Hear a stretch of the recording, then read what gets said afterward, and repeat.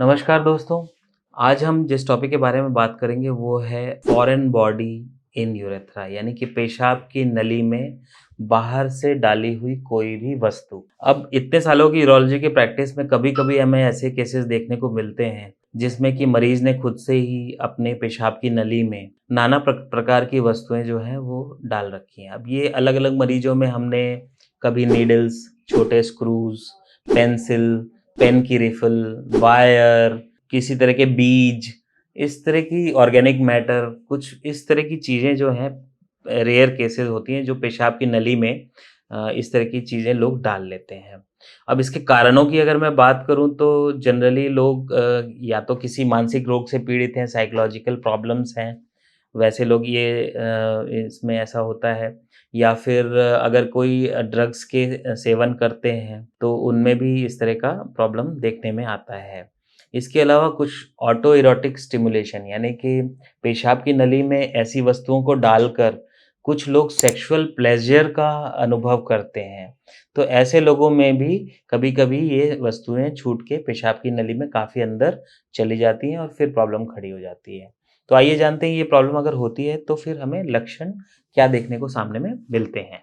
जब ऐसी प्रॉब्लम होती है तो पेशाब की नली से ब्लीडिंग होना, यूरिन में ब्लड आना, बार-बार यूरिन में इन्फेक्शन होना, दर्द होना, इस तरह की प्रॉब्लम, या पेशाब की धार पतली हो जाना, पेशाब अटक-अटक के आ रही है, इस तरह की समस्या देखने में आती है। आइए जानते हैं कि फिर अब ऐसा हो गया है तो हमें डायग्नोसिस कैसे होगी? डायग्नोसिस इसमें बहुत जो क्लिनिशियन है, यूरोलॉजिस्ट है, उसको काफ़ी हाई इंडेक्स ऑफ सस्पिशन रखना पड़ता है, क्योंकि ऐसे मरीज़ जो है जनरली स्ट्रेट फॉरवर्ड अपनी बात बताते नहीं हैं। वो प्रॉब्लम ज़रूर बताते हैं कि मेरे को ब्लीडिंग हो रही है या पेशाब रुक-रुक के आ रही है, लेकिन उन्होंने किया क्या है और ये नली में ये कुछ चीज़ चली गई है, ये बात स्ट्रेट अवे फर्स्ट इंस्टेंस में नहीं बताते हैं। काफ़ी हिस्ट्री में उनको कोक्स करना पड़ता है कि सही बात बताओ, तब जाके वो बताते हैं कि हाँ, ऐसा 15 दिन पहले, 20 दिन पहले मैंने कुछ ऐसा डाल लिया था। तो जब ऐसी हिस्ट्री फिर मिलती है तो फिर हम साधारण एक्स-रे करके या कभी-कभी अल्ट्रासोनोग्राफ़ी से इस चीज़ का डायग्नोसिस कर पाते हैं। साधारण यूरिन के टेस्ट में तो यूरिन इन्फेक्शन या कुछ रेड ब्लड सेल्स ही आते हैं, लेकिन एक्स-रे में काफ़ी हद तक ज़्यादातर फॉरेन बॉडीज़ जो है वो क्लियरली उनका पता चल जाता है। जब एक बार फॉरेन बॉडी की प्रॉपर डायग्नोसिस हो जाती है, तो कभी-कभी कुछ केसेज़ में हमें सीटी स्कैन कराने की भी ज़रूरत पड़ती है। तो ये तो रही डायग्नोसिस की बात। आइए जानते हैं कि हमें फॉरेन बॉडी हमारे पेशाब की नली में डाल लिया तो उसके बाद हमें क्या-क्या कॉम्प्लिकेशंस हो सकते हैं। नली डालने की वजह से पेशाब की नली में सिकुड़न या स्ट्रिक्चर की समस्या हो सकती है। इसके अलावा वहाँ कोई लोकल इन्फेक्शन हो सकता है, एब्सेस बन सकता है, पस कलेक्शन हो सकता है। इसके अलावा ये पस जो है फूट के कोई फिस्टुला बन सकता है। तो इस तरह के कॉम्प्लिकेशंस जो हैं फॉरेन बॉडी के वजह से हो सकती है। तो आइए जानते हैं कि फॉरेन बॉडी हमारे पेशाब की नली में है तो इसका उपचार कैसे किया जाता है। जब आप किसी यूरोलॉजिस्ट के पास जाते हैं तो पहले कुछ साधारण टेस्ट किए जाते हैं। रेयर केस में हमें सीटी स्कैन की भी ज़रूरत पड़ती है जो कॉम्प्लिकेटेड होते हैं, बहुत ज़्यादा समय से पड़े होते हैं या टिश्यूज़ का ओवरग्रोथ उनके ऊपर हो गया होता है। ऐसे केसेस में सीटी स्कैन की ज़रूरत पड़ती है। यूरिन कल्चर सेंसिटिविटी टेस्ट भी हम कराते हैं ताकि यूरिन में इन्फेक्शन है कि नहीं वो पता चल सके। उस कल्चर के हिसाब से हम प्री ऑपरेटिव एंटीबायोटिक देते हैं। मेजॉरिटी ऑफ द केसेस में दूरबीन विधि से अंदर पेशाब की नली में देखकर इस फॉरेन बॉडी को पकड़ के निकालना संभव हो पाता है। तो ये एंडोस्कोपिक प्रोसीजर है। सिस्टोस्कोपी के बारे में हमने अलग से वीडियो बनाया है।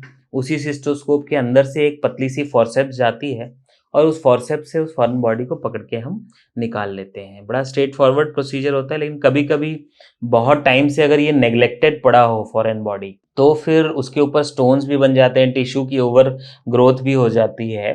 तो ऐसे केसेस में उसी सिस्टोस्कोप से एक लेज़र फाइबर अंदर डालकर उसके ऊपर के एन्क्रस्टेशंस और स्टोन्स को जो है तोड़ दिया जाता है और बाद में जब फॉरेन बॉडी बाहर दिखती है तो फिर उसको फिर फॉरसेप्स से पकड़ के निकाल लिया जाता है। तो ये तो एंडोस्कोपिक प्रोसीजर है। कभी-कभी रेयर केस में इतने ज़्यादा इम्पैक्टेड स्टोन्स और टिश्यू की ओवरग्रोथ हो जाती है कि दूरबीन से उसको निकालना संभव नहीं हो पाता है। तो ऐसे रेयर केस में पेशाब की नली के ऊपर चीरा लगाकर और फिर उसको फॉरेन बॉडी को निकालने की कोशिश की जाती है।